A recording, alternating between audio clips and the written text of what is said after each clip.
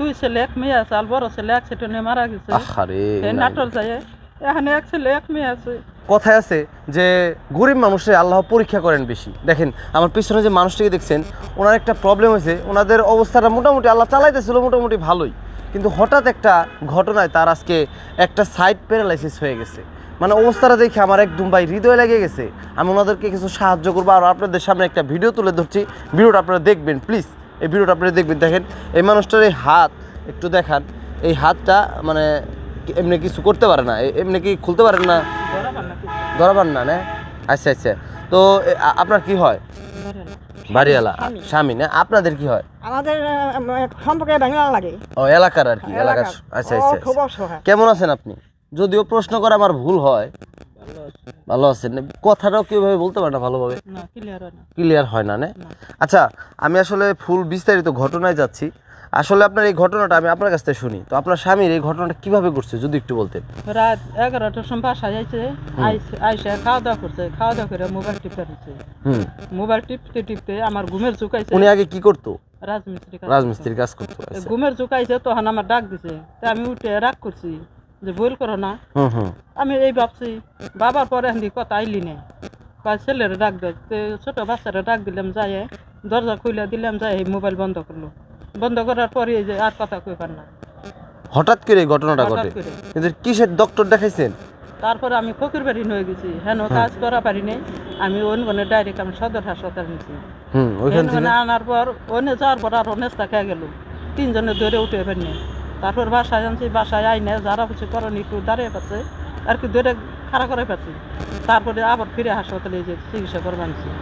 তো এখন মোটামুটি ওনার কি সমস্যা বা কি সমস্যা? সমস্যার মধ্যে কথা আইলে গেছে, অন্তরে ক্লিয়ারও নাই, এই সাইড পেছে গেছে। মানে একটা সাইড মানে পা একটা হাত, একটা সাইড মানে প্যারালাইসিসের মতো, ওর খুব একটা নাড়াচাড়া করতে পারে না। আপনি খুব একটা নাড়াইতে পারেন না? এই হাত দিয়ে কিছু ধরতে পারে না। পারে না না? আহারে, আসলে আমি জানতে চাই আপনাদের ছেলে মেয়ে কয়জন? ছেলে মেয়ে 2 ছেলে এক মেয়ে আছে, আর বড় ছেলে অ্যাক্সিডেন্টে মারা গেছে। আহারে, এই নাটোর যায়, এখানে এক ছেলে এক মেয়ে আছে। মানে এখন একটা ছেলে আছে একটা মেয়ে আছে না? মেয়েটা আমার খালারও বিয়ে দিয়ে দিছে। এখানে ছোট ছেলে যে এই গেল অনেক, এই যে কাজ করা বয়স অনেক, তাও কাজে বেরিয়েছে। ছোট ছেলেটা না? কি করবো, বাপের তো কিছু করতে পারতেছে না, সংসার তো চালান লাগবো। আর ওর কয় টাকা এবার ইনকাম করে? কি করে? টাকের কাম করে। টাকের কাম করে না? ইট ভরে নামায়, বালি ভরে নামায়।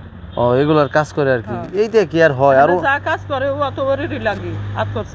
তারপরে তো বাড়িতে দেয়, ওই তো চালাইতেছে কোন লাগে টুকটাক করে। যাই হোক দর্শক, ওনাদের ঘটনা তো বিস্তারিত শুনলেনি, আর আমার খুবই আসলে খারাপ লাগলো। আচ্ছা, আপনারা যে এলাকার মানুষ হিসেবে ওনাদের জন্য কিছু করছেন কিনা? আমরা করছি, এখানে আমরা করছি।